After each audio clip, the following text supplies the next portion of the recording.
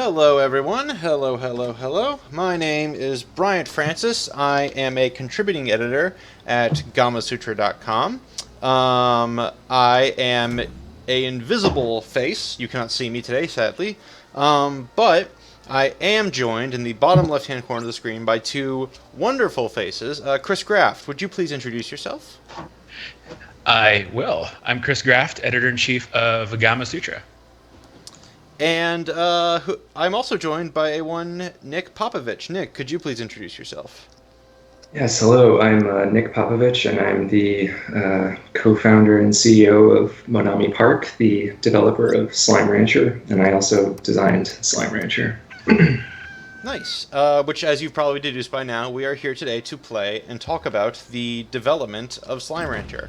Back on August 1st, as July turned to August, so too did Slime Rancher leave Steam Early Access and the Xbox preview program, and has released into 1.0. We're going to be chatting with Nick today about the game's development, design, building on some questions we asked him last year about making plorts. I gotta go find some food for my port tabby slimes. But to kick things off, Nick, how does it feel now that you've left Early Access? It's great. Given that we're going to continue developing the game for some time, it sort of feels a little bit like business as usual because of the way that we structured our development. We're going to kind of keep that going, packaging up content, updates and stuff like that. So it's very much like we're still just running a live game as far as we're concerned, but it's certainly nice to finally remove that game preview and early access tag and know that we have like a more complete experience out there for everyone. Yeah. So it sounds like you're just going to be developing this game for the foreseeable future, and your past 3 years has been developing Slime Rancher. Yeah, we started developing it in like 2014. There was 2 of us, and now there's 7 of us. So some nice growth there. But yeah, we're just gonna keep doing what we were doing. So long as people keep buying it and enjoying it, we'll keep working on it for right now anyway. So we're excited. So for the uninitiated, I imagine that we have a lot of the Slime Rancher fans already in chat, and we'll ask questions, by the way, if you're in chat. But for people who don't know, can you talk about the background of the game and just how it came about, slime ranching? We all assume that it's because you were a rancher at one point in the Southwest or something. No, definitely not. The story that I like to tell is that Slime Rancher started, the original kernel of the game idea was a bug in the Elder Scrolls Oblivion, where you could produce like hundreds of melons into a scene. And I always thought like that kind of ball pit chaos would make a cool video game. So that was always sort of stuck in my head, and when it was time to strike out on my own and make a game, it honestly kind of popped in pretty whole in my head. I think there's a number of things in the game that contributed to it was like design out of necessity. Like I was initially doing all the art, and I'm a terrible animator, so the characters that were the focal point of the game had to be limbless. And it helped that we were making a game about physics, so that they were all spherical colliders. That makes it a lot easier for the physics to manage that load. But yeah, the aim was to do something very different, and I think we succeeded there at least. So what's your game development background? You didn't just play Elder Scrolls and then just start drawing faces I was 6 years old, and I played Elder Scrolls, and then I said, I'm making my own game, and here I am, and I'm 8 years old.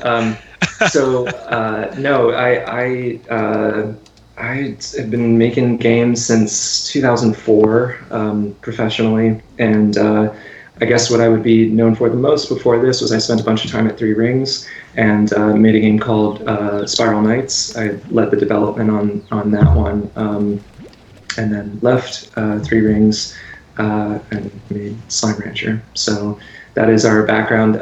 My business partner and other co-founder of the company, Mike Thomas, was also on Puzzle Pirates, and so we did a lot of Three Rings stuff. So our familiarity is definitely with like live games, managing a player base, that sort of thing. I think that stuff, really helped us navigate early access, because early access is not I think what a lot of developers think it's going to be. It's not developing a game live and like kind of your audience dealing with the pains of development and learning about development, and that it's basically managing a live game. So you go into early access or game preview, you've effectively shipped a game, and you need to manage people's expectations accordingly. So that was something that I feel like did well in adapting to immediately and saying like, oh, we're back in Puzzle Pirates / Spiral Knights development mode, and just hit the ground running. Now, this is very important here, I think. What you're talking about, what some game developers think early access is versus what you think it is when you're making Slime Rancher. So it's not just 100% transparency for Slime Rancher, right? You mean in terms of the development? Yeah, in terms of the development. Yeah. You mentioned like not bringing like 100% all of your audience who bought it in EA through the pain of development. Yeah. You want to like kind of buffer a little bit. Yeah, I think you want, at least what we wanted to do was not have this, like a public Trello of every bug in the game and everything, and that we were doing our very best to communicate what we felt was necessary to players, and we continue to do that, but we were pretty open about our roadmap and the content updates that were coming, but we did not include every little feature. We wanted to surprise people, because that's important when you're running a live game. If everyone could see everything that's going to happen for the next 6 months to a year, if those things don't excite them, there's really no reason for them to come back. So we didn't like lay everything bare. But the other aspect of dragging people through the pains of development is it's not just what you show, it's what you do.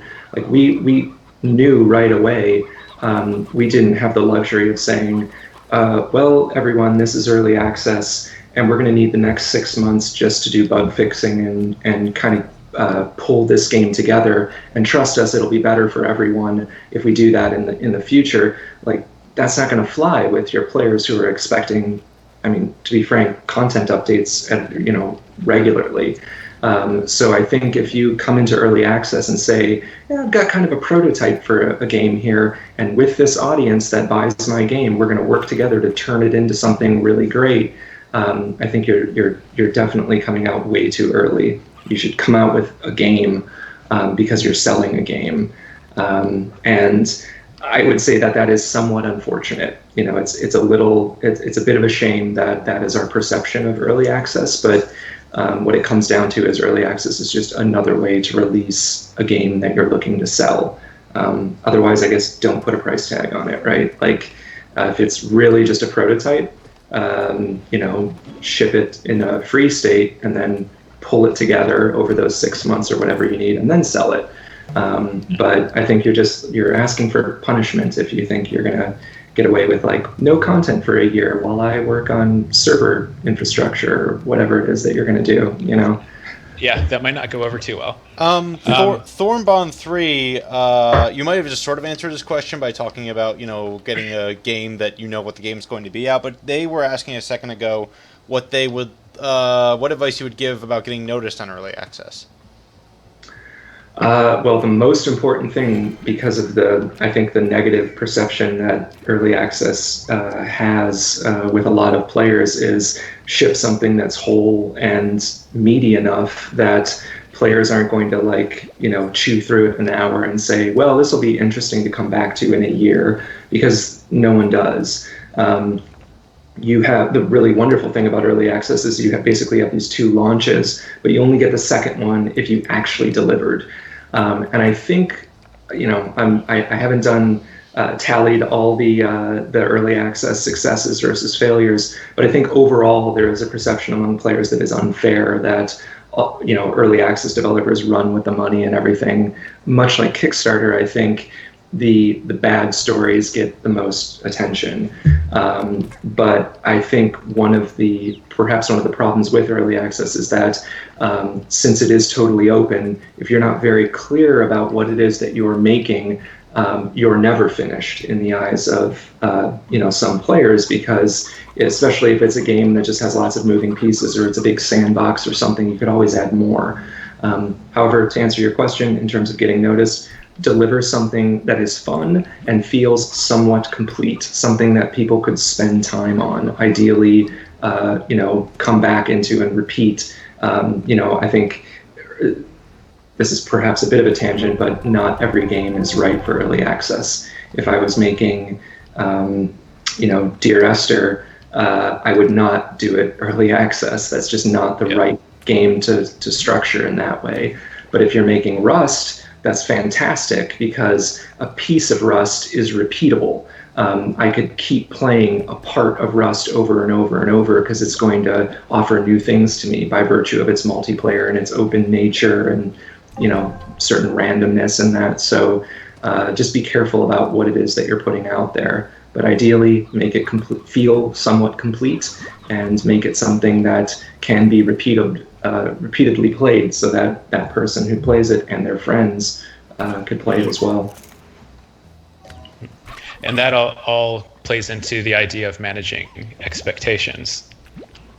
Yeah, absolutely. It's all about your players are going to purchase this and they're going to expect certain things, and you should deliver on it. And try and make it original too. If you're making another survival or zombie game or something and it's in early access, that anymore is almost a genre in and of itself.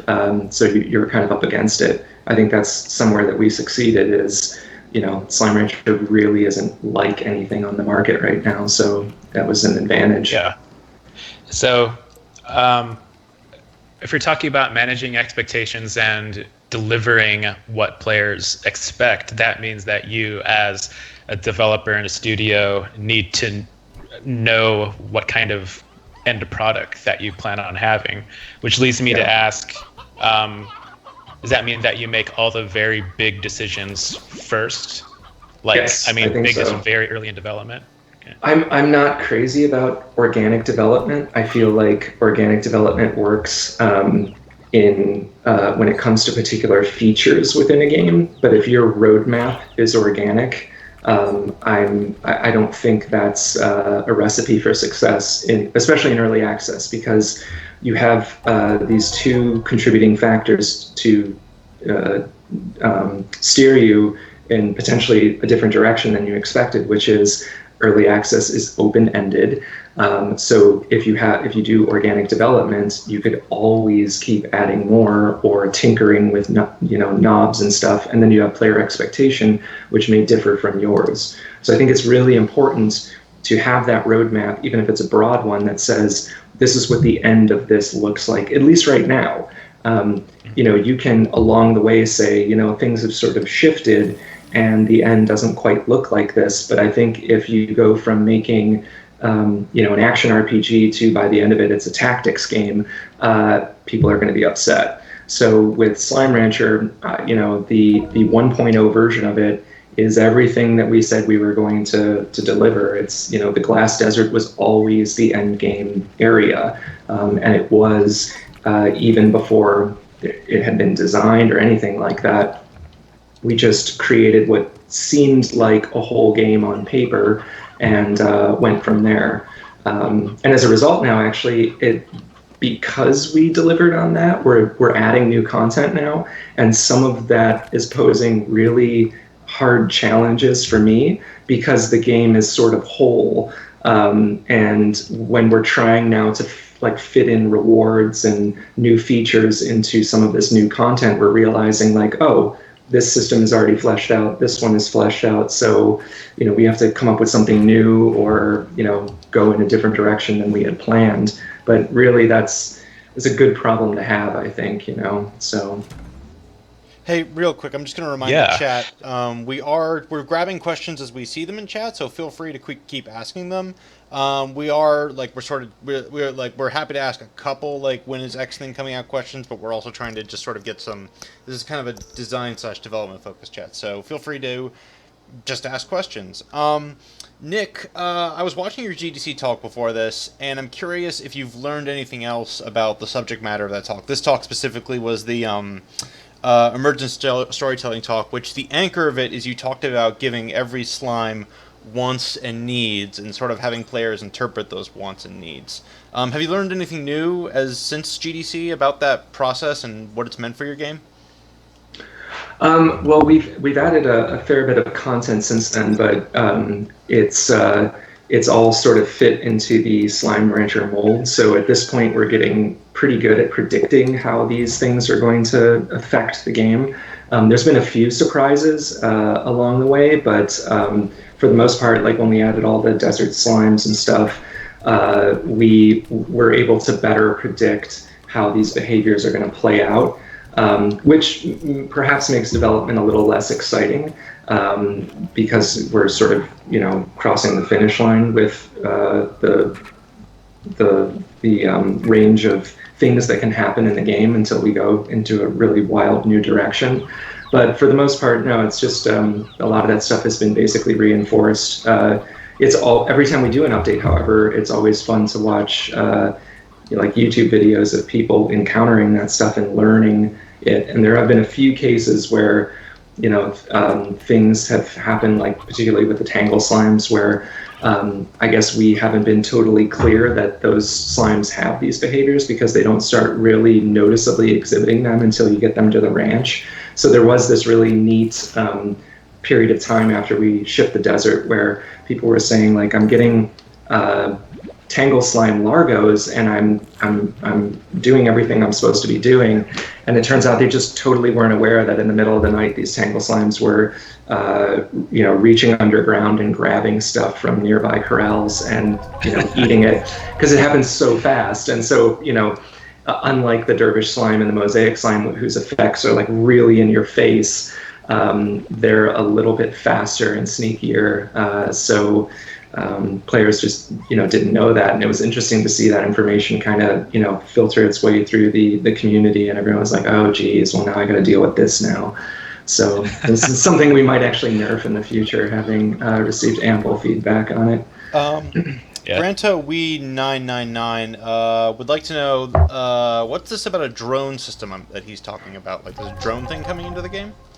Yeah, it's so we've announced broadly the contents of we're at version 101 right now, and we laid out the roadmap for 1.1, 1.2, and 1.3.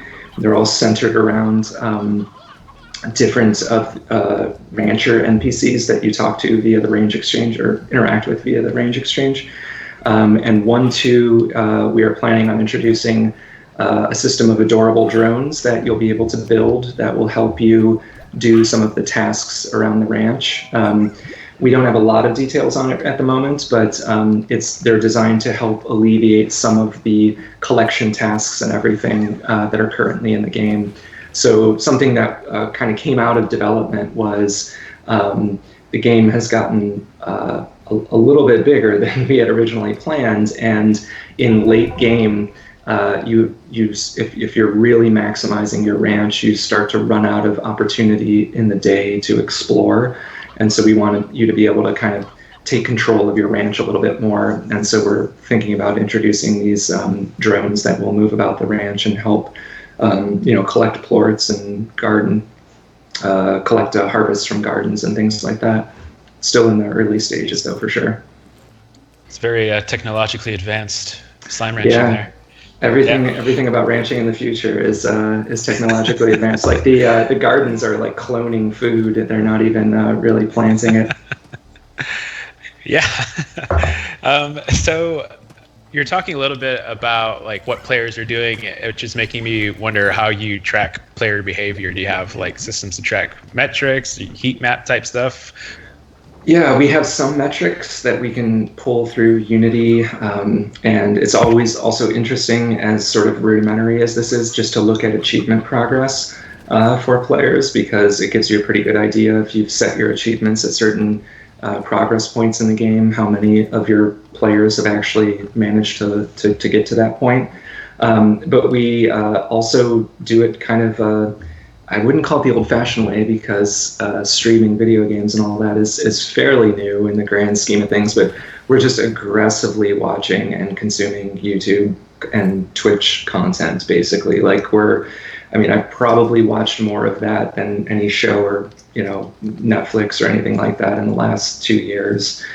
We kind of obsess over it. So when we see people making certain mistakes over and over, misunderstanding something or enjoying certain things, we will absolutely steer development to address those things. And in the case of them enjoying it, or coming across what seems like a random moment, we will try and add things down the road that engineer that moment, if at all possible, even if it's just increasing the rate at which they try to do things, like the tabby nose boop that everyone liked early on. That was like a rare occurrence, and we actually ratcheted that behavior up just so players in their first few hours of experience get that experience, because it's adorable and it's different, and you don't expect it in a game that is sort of a shooter.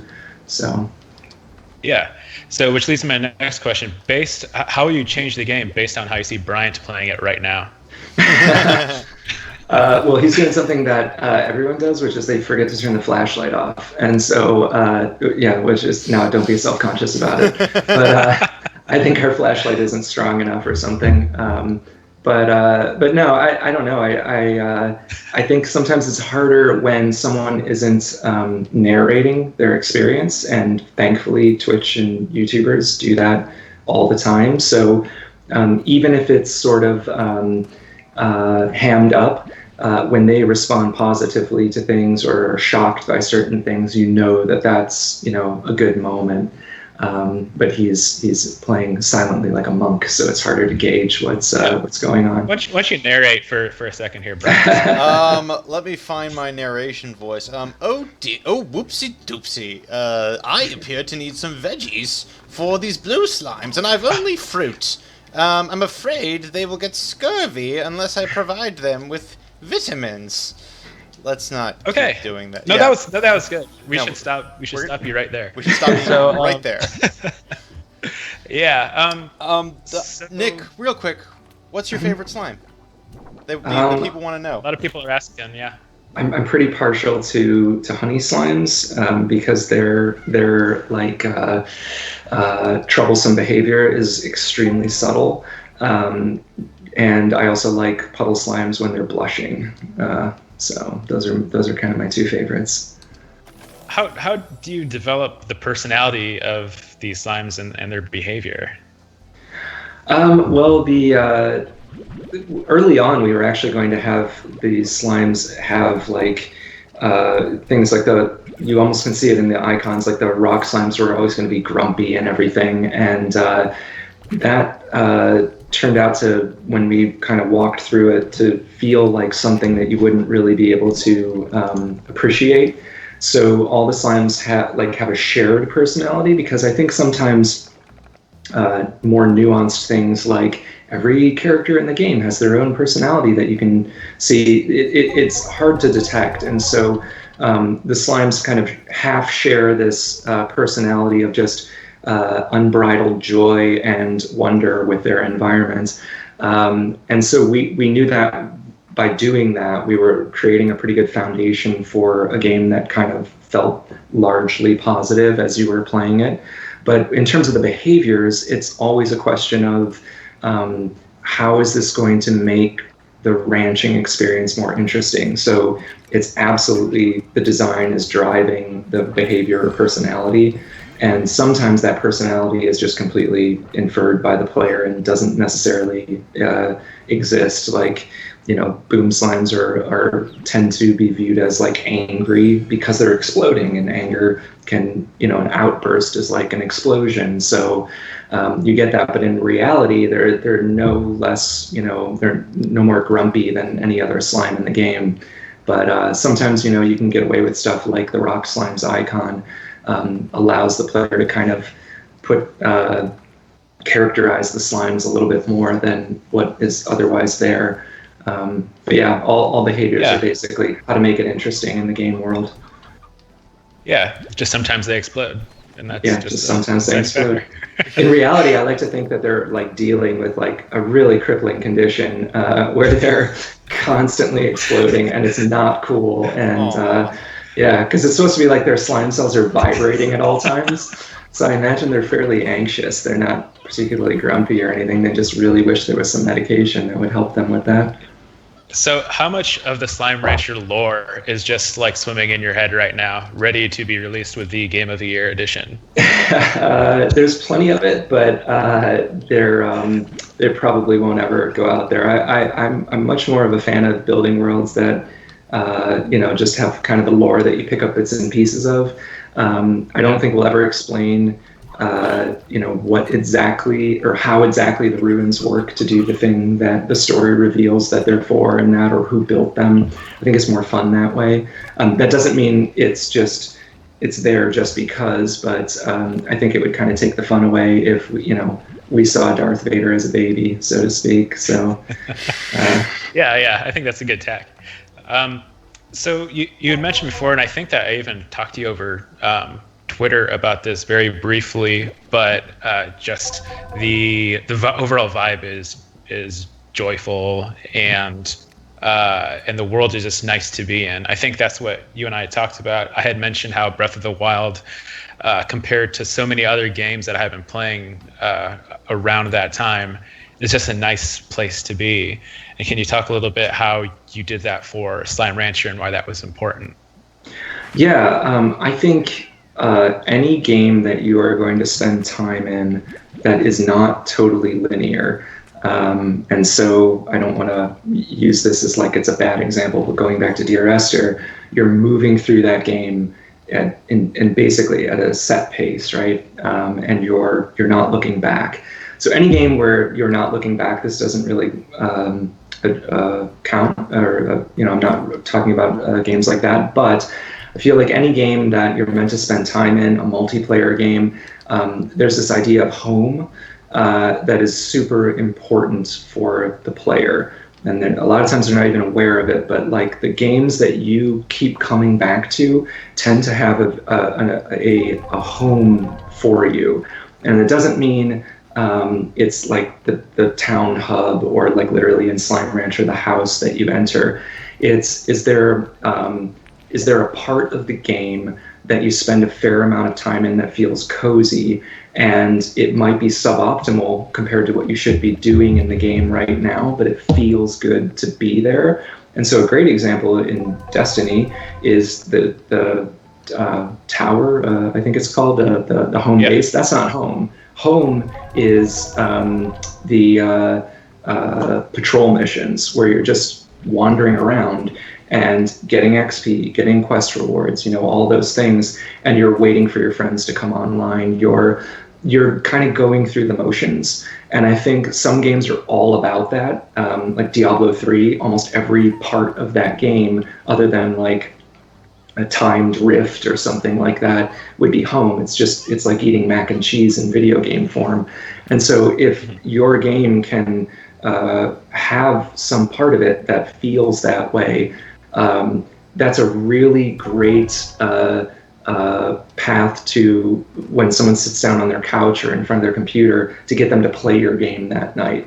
Because even if they played your game for 1,000 hours, I often think, like, when I'm browsing the games that I have available to me and I'm trying to figure out what I want to play for the night, I get into like choice paralysis, and I start thinking about like, where was I in this game? Is that the kind of game that I want to play right now? But it's so easy to play a game that has a great home, because you just show up and you hang out for a while and you feel like you're accomplishing something. In Slime Rancher, pretty much the whole game was designed to be that way, where everything is sort of positively reinforcing around you. Everything that you see, for the most part, leads to the cache that allows you to progress in the game. So literally sucking up anything in the environment is an opportunity for you to advance. And then there's no external pressure in the game's framework telling you, like, you got to be doing this right now. There's hostages in this house, and get here fast, Batman, or whatever it is. Obviously, Batman's not in Slime Rancher, and that's another okay. But that's the DLC. Yeah. but like we sort of set out to make a game that it wasn't going to pressure you. You can kind of take it easy, and I think it's a good example of home in video game form. Like one of my all-time favorite games that I will always find an opportunity to bring up is Phantasy Star Online, and I played that for a stupid number of hours, even after I'd seen all the content in the game, because the rhythm of combat and exploration was slow and satisfying, and it felt like home. Every time I would drop into a level, you were just meandering until your friends came online, or frankly, until someone said, do you want to play Halo? But in the meantime, I was collecting loot and going through these motions that were very satisfying to me. So if your game can somehow produce that, you're going to get everyone's, time when they're trying to make a decision about what they're going to play that night. So that's really interesting, because when I think of, being home in a video game, a lot of it I relate to like the art style and how it looks. But although that's a big part of it, it is the mechanics of it too. Like with Phantasy Star Online, you got the rhythm of the combat, and here you're talking about the system of just sucking up all the objects. So those mechanics and the way that those serve the system sounds like that also feeds into this idea of home and having a nice feeling, like you're in a nice place. Yeah, I mean, if the core gameplay loop is represented very well in that home state, then you're great. If it's repeatable, basically. And that was something that we focused on with Slime Rancher, was just making the vacking of things and all that like incredibly satisfying, or as much as we could. It was our first shooter that we were developing. But it's absolutely the case that if you not only feel comfortable in the game environment, but the game environment is reinforcing the actions that you're taking in that comfortable environment in a way that you're either advancing, or at least you're just not wasting your time, then it's a perfect example of that. Like MMOs can do that very well, but hanging out in Orgrimmar and WoW isn't necessarily home, because you're not necessarily advancing. You might be like checking the auction house and doing a bunch of other things, and then it can feel that way. But it's really important that it doesn't stagnate. And that's why often, like I said, with Destiny, the tower isn't a good example of home, because the experience sort of stagnates there. You're either spending your currency or picking up quests, but then you're getting the heck out of there. Managing inventory sort of fits into that. But really, it's about like going through the motions that the game wants you to do all of the time. And in Destiny, it's absolutely shooting and looting. So how are you feeling, Bryant? Are you feeling stressed out? Are you feeling relaxed? Real quick, Chris, satisfied? You're getting some weird buzzing there from your voice. I'm feeling pretty like... Still going? Yep. Check your cableage. All right. I had an interesting moment just now where I glanced at chat and they were warning that I was going to have a lot of Largos in the morning or something. Or that my floating slime over here was going to die? Where'd it go? I had a floating slime over here. Figure that out, puzzle in a second. I had this, like, it was an interesting moment of, like, I was like, oh no, like, what do they know that I don't? Like, this mild, like, negative anticipation, but it was also, but I mean, like, I've been through enough of the, like, little disasters that happen in this game by now, like, to not be totally caught off guard by it. So I just thought that was an interesting little moment of, like, the, oh no, he's gonna do it, that I was, oh, they can't live in the light. Oh. Now I see. Chat has explained it to me. Yeah, it's interesting that this game is all about, in a lot of ways, like embracing the mistakes that you're going to make and just kind of moving forward with it, because that's totally not how I like to play games. I was actually just having a discussion with Chris, one of our designers here. He was trying to get me to play games like Dishonored and everything, where I'm not just reloading quick saves because I failed a stealth takedown or something like that, and I just can't help it. And so in a lot of ways, Slime Rancher is totally not a game I think I would have otherwise played or made or anything years ago. It was almost like a challenge to make something that was so different from what I'm into, or what I know anyway. And it's interesting that we sort of settled on this idea of like, there's going to be a lot of mistakes and you just kind of roll with it and learn from it, because I definitely in games like to have a much greater sense of control over what's going on. Yeah, so how do you deal with that? Hopefully my buzzing's going away. But Yeah, it's gone. Awesome. When you're talking about teaching the player, there's also a discussion of difficulty in punishing the player. Mm-hmm. So can you kind of talk about your philosophy when approaching that? Well, yeah, everything in Slime Rancher for the most part after that like brief intro tutorial is discovery based, and so we're hoping that because the player is not failing while the game is telling you to do otherwise, that it doesn't feel as much like failure. I think there's a big difference between like failing at something that you wanted to do or that you're observing, versus when, I don't know if anyone remembers, pull the Star Destroyer out of the sky and you just can't. So that you know, that's when like the game is telling you to do this and you can't do it. I think it feels terrible, and sometimes it's unavoidable. But we're hoping that despite the fact that there are a lot of hard lessons to learn in Slime Rancher, that because you're just observing it happening in the wild, or the game isn't prompting you to do otherwise, that you take it as sort of like a feather in your cap, and something to incorporate into how you play in the future. But in terms, it is a little bit of a steep learning curve at some point, because once you factor the tar into the experience, it is sort of like you go from not like 0 to 100, where all of a sudden it's just like zombie outbreak and things are going to hell very, very quickly.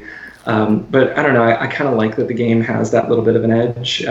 It was inspired by Gremlins in that sense. Like very early on, we wanted, that's great.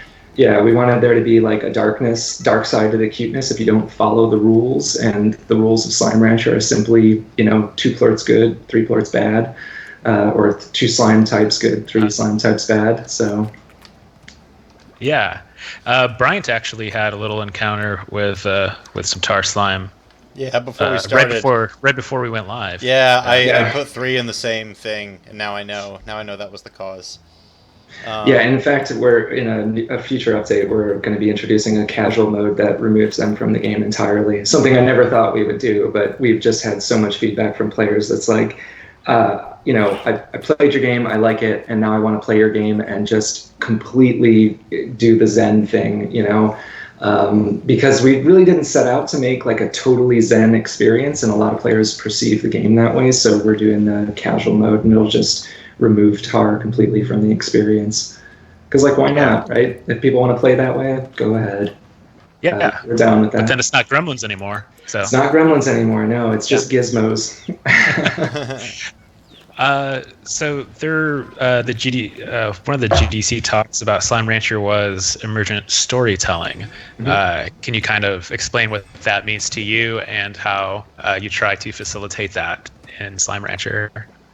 Yeah, sure. So I should start, like I did with my talk, by saying that I don't think we do it particularly well.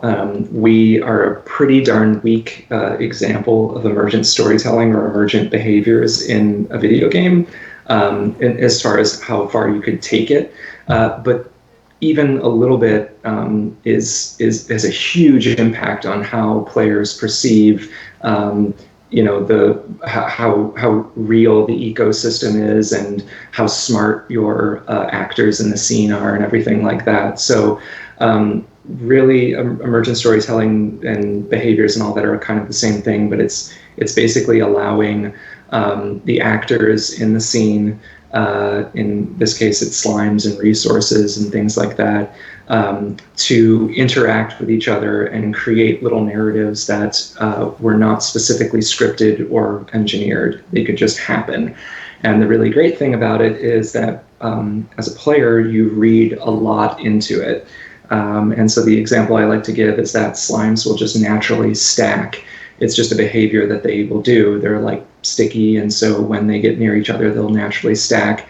And when they do that in a corral, there's no actual special logic telling them you need to break out of this corral. But the fact that they're naturally stacking, they're spherical objects that drift towards a corner. It looks like they're working together to escape the corral. And in some cases, they basically sort of are doing that because they want to get food or something that's on the other side. But it's not like they see the food and say, hey guys, let's stack so we're taller so we can get over the side and, you know, get the food. It's not anything like that. And so some great examples of like masterclass emergent stuff is, of course, like Dwarf Fortress and that, where, you know, everything is not only designed to interact with each other in really interesting ways, but it actually spins a narrative that it's telling.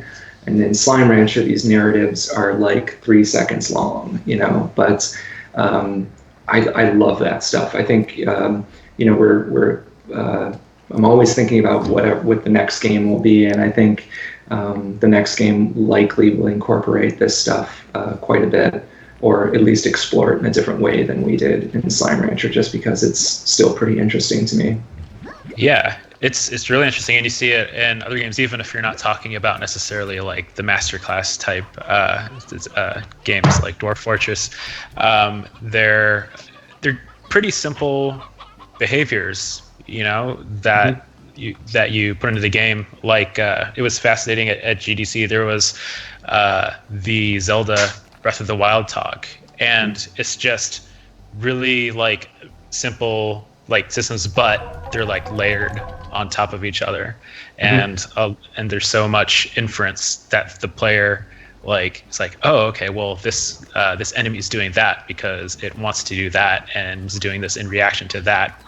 And it's so much better than like something, I guess I would say very video gamey, where it's like, well, fire burns things, fire burns wood, fire burns these guys because they're wearing wooden armor or whatever. That's logical to the player. They could come up with that theory, test it, and be rewarded for it, as opposed to, well, you hurt these guys by destroying their armor with the Amulet of Zorak, and you find out that it does that because you read some book that someone wrote in the game world or something like that. Like, I think it's way more satisfying for a player when the systems in the game are working as they might expect.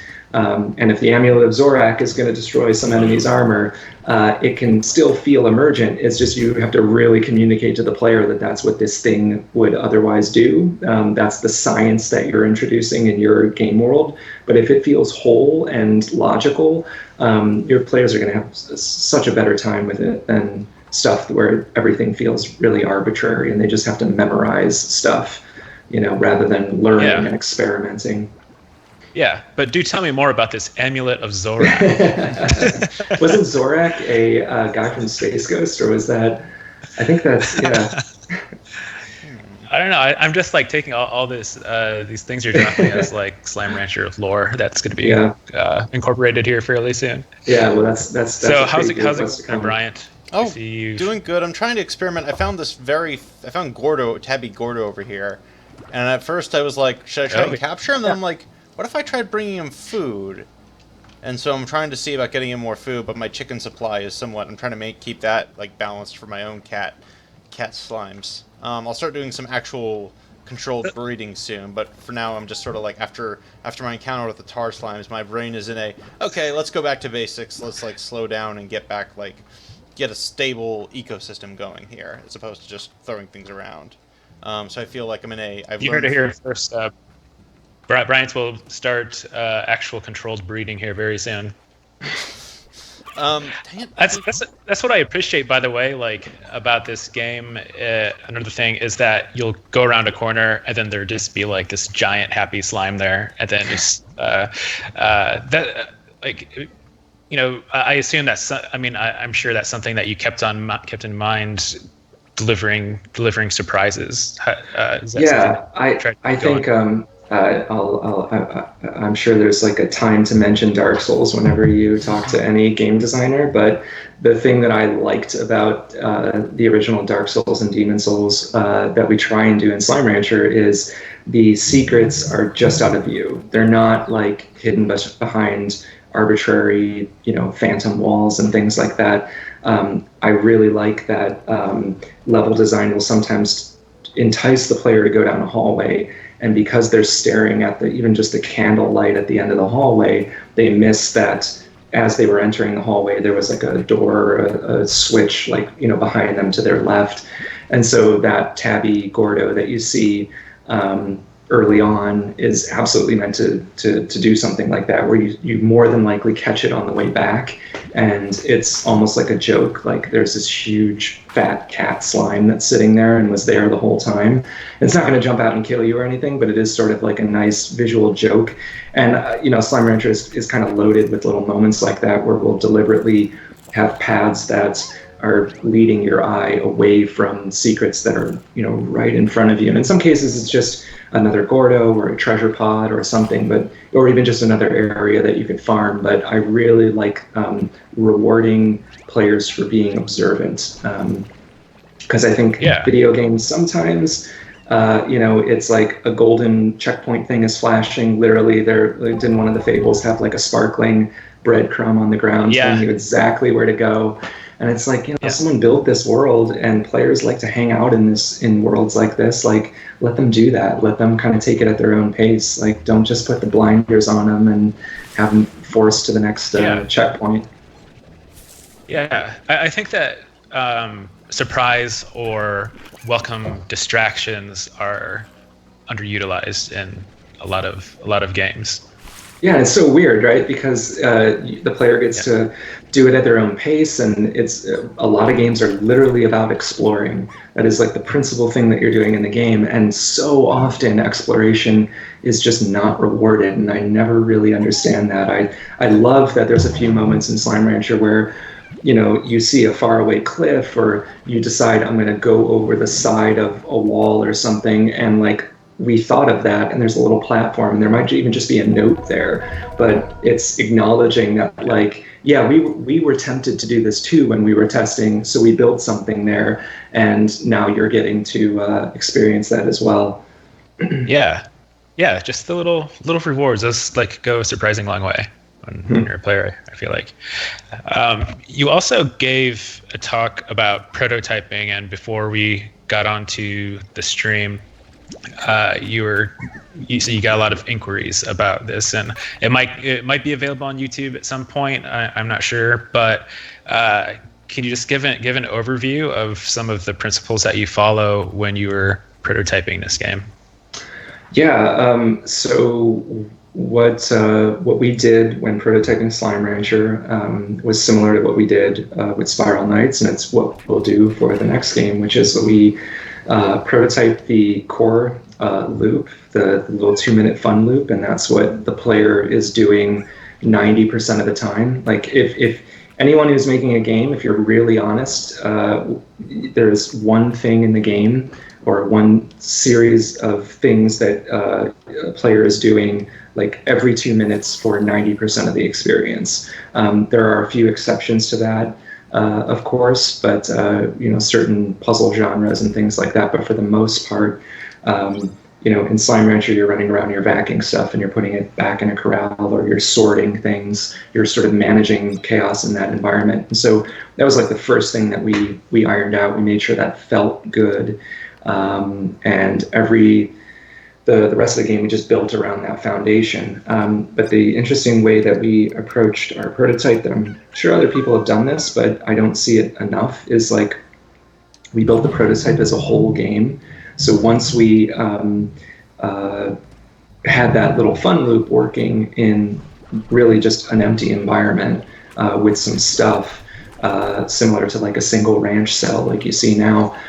We built up like a mock game world and polished it just enough that we told our friends, treat this like this is a final product, and then we gave it to strangers and said, this is a final product, would you buy this? Knowing full well that we had a ways to go and that this wasn't final art and everything, but we wanted to test just how fun that core loop was. And when we got feedback that was like, yeah, you can polish up the art and add more content and everything, but I get this and I would totally buy this for X dollars, we knew we had something. And then we took some of those pieces off of it and started building back around that loop, using a lot of the lessons that we learned. But that prototype, which we still have, is a ranch. It's very rudimentary, but it's a ranch in an explorable space, and there's plorts, and slimes can become largos, and there's a tar outbreak that was actually scripted to just happen at some point, so that players had this like little 15-minute slice of Slime Rancher.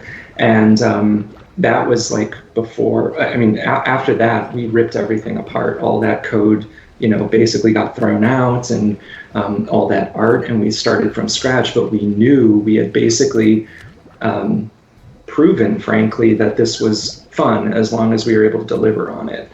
And I think if you're making a prototype for your game and your feedback from your testers is this isn't quite there, and you have to tell them, well, please just imagine that there's also these other systems that will inform what it is that you're doing, and there will be this part to it, and crafting and all that other stuff.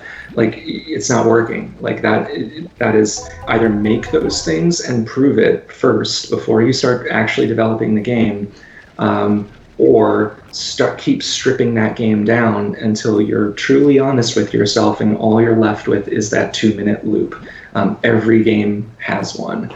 And in some cases, it's just the mechanical joy of the game itself. Like, I did an AMA yesterday that I mentioned Mario's Jump.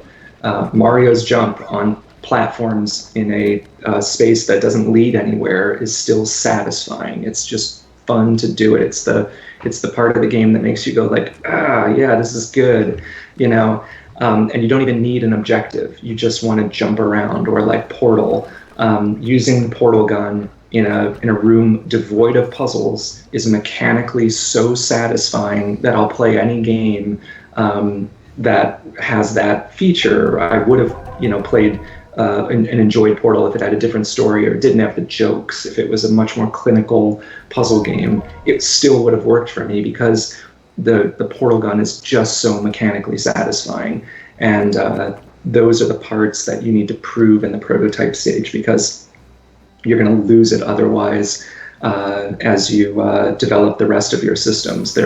Other systems in a game are just fantastic at diverting you from what's important. So make sure that whatever is the most important thing is like shining by the time you leave the prototype stage.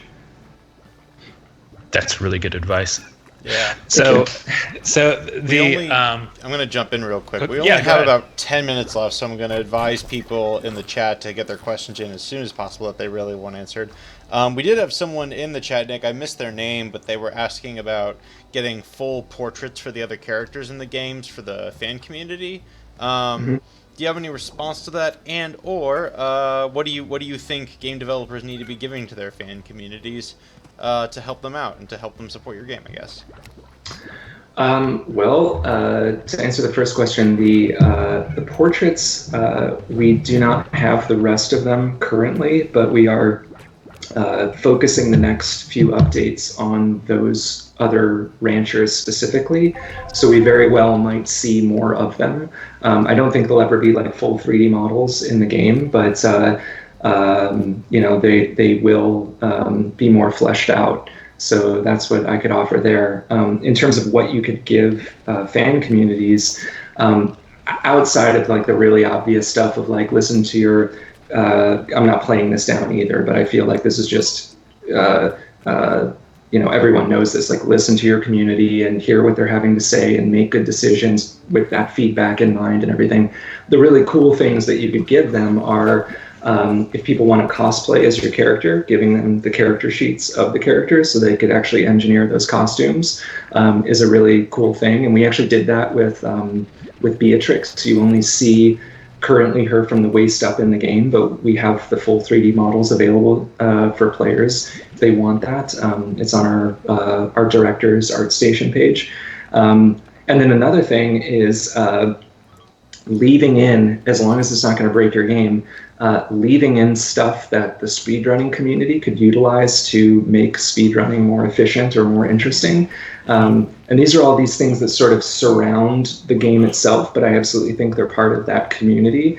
And so if you want your game to kind of take on a life of its own outside of just people playing your game, think about cosplay and conventions, think about people making fan merchandise and what tools they would need in order to do that, speed running, all of those things make your game stronger because it's more eyeballs on your game. It's something that we've benefited hugely from with YouTube. We haven't spent a nickel on advertising, and it's just because it seems like it works really, really well on YouTube. So we would definitely not want to do anything that would damage people's ability to make YouTube videos of our game, like issuing takedown notices over music or some crazy thing like that. You're not sending cease and desist orders to I guess, right? Yeah, if on that note, as far as stuff that you could do to help the community, have no restrictions whatsoever on YouTube and streaming. Let people play your music and show off your game, and don't do the Atlas thing with Persona was super weird, and they end up having to go back on that, and I sort of get what they're coming from with it, but at the same time, that's not the world we live in these days. Your game is spoiled within hours of it coming out by people who choose to opt into spoilers. Just get over it and accept that we live in the brave new world of, what games are today. 24/7 spoilers. That's exactly. The world. So make a game that is, the spoilers don't matter. I played Persona 4, where I knew who the killer was, walking into it because someone spoiled it for me day one. It was still good. So, try and make your game not be about that, or not hinge on a Shyamalan style twist at the end. Yeah. I wanted to get one in. Also, we've only got 3 minutes left, but I made a note of it a while back. You had mentioned the second, how an early access game has a first launch and a second launch, and that's not even including little sub launches in between that with updates and things. A lot of developers who are doing early access for the first time wonder how that second launch is going to go if they already blew through all their potential audience. Did you have that worry when you were launching it, the 1.0 version? And do you have any, from your own experience, any advice for other developers who are going to be coming out of early access? Yeah, so our launch blew away our expectations. I firmly believed that we had the people who wanted to check out Slime Rancher would have done it already, and that the people waiting for the game to come out of early access was a very small minority of our players.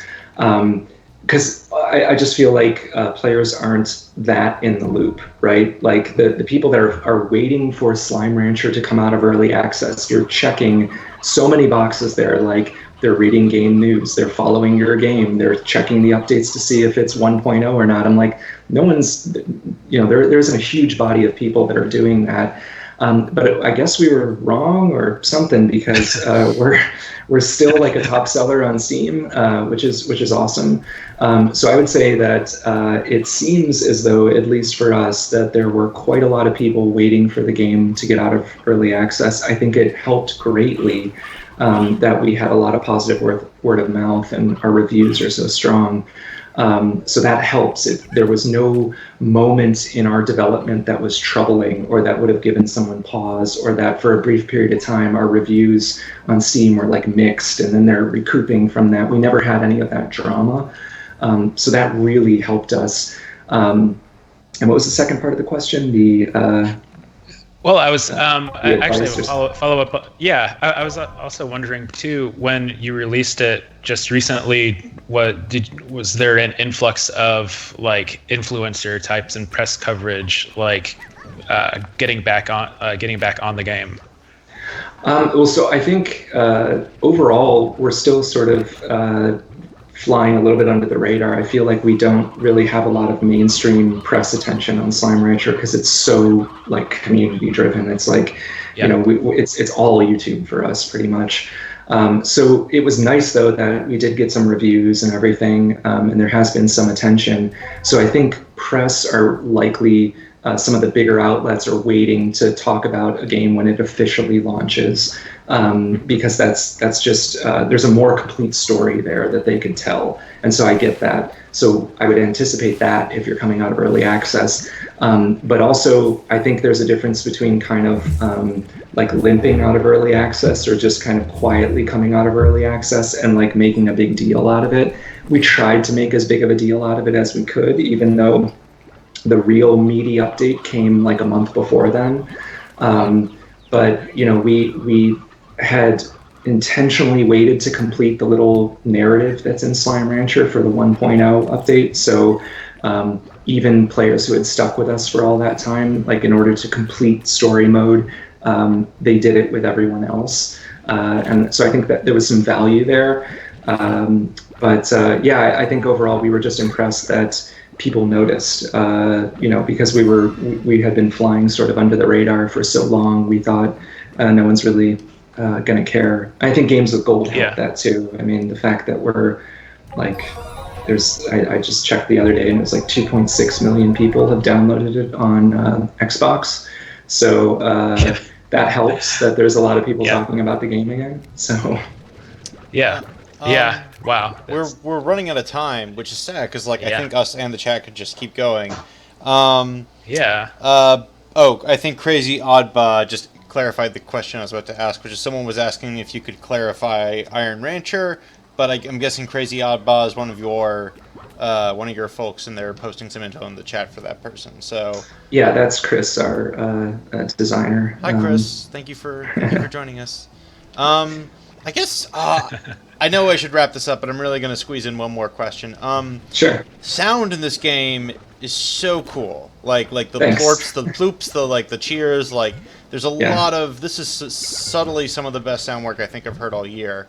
Can you give us any kind of insight into what the secret is to making good game sound? Well, in our case, it's hiring Harry Mack, our sound designer. He did the music and the audio for the game. He's fantastic. But we iterated heavily on the sound in the game. I'm super particular about sound in games, especially music. And a game like Slime Rancher could easily feel gross in the soundscape. And we were looking to avoid that. So early on, you know, when it came to the sound of slimes hitting other things, now we avoided anything that sounded like it was bodily functions and things like that. And everything, you know, has I feel like PopCap does this really well, where every sound effect feels like juicy and satisfying. And so we were trying to go with that as much as we could. And as soon as the slimes were sort of vocalizing, it really changed everything that we were doing, because it became all about that. Like all the achievements and some of the other audio effects in the game are just slimes cheering for you. And it's sort of like weirdly fourth wall breaking, like where is that noise actually coming from? But it just sort of informs that you're in a world where you're receiving positive reinforcement vocally from all these thousands of slimes around you at all times. But yeah, it was a lot of avoiding things that sound gross. And given that this is a physics-driven game and things are bopping into each other all the time and getting thrown in the air, we had to really suppress the volume on a lot of the sound emitters in the game and cap their maximum instances. And this is something that I think indies miss the mark on all the time. So please pay attention to this. Cap the number of instances of a single sound effect that could be playing at any given time, because when multiple ones are playing at the same time, it amplifies the volume of that sound effect. So if your machine gun noise is going rat-tat-tat-tat-tat, and every one of those tats is layering on top of the other one, it's going to kill someone's ears, or at least just be super annoying to them. So give your sound effects time to breathe and rest, build that into the sound effect file itself, and then cap those instances and know that it's always fewer than you would think.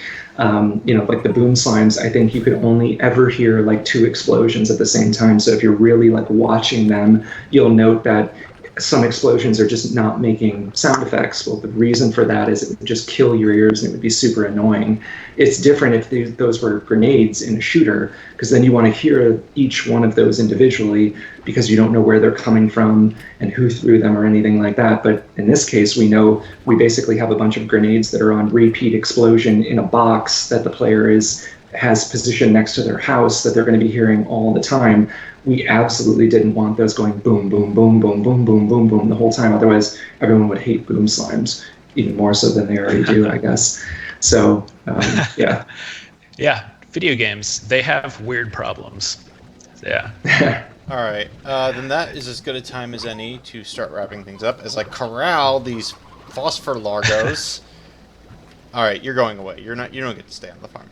Thank you, everyone, for watching the Gamasutra Twitch channel. I have been Bryant Francis, your humble contributing editor. Yeah, I know I need an AirNet, Len. I know what I need.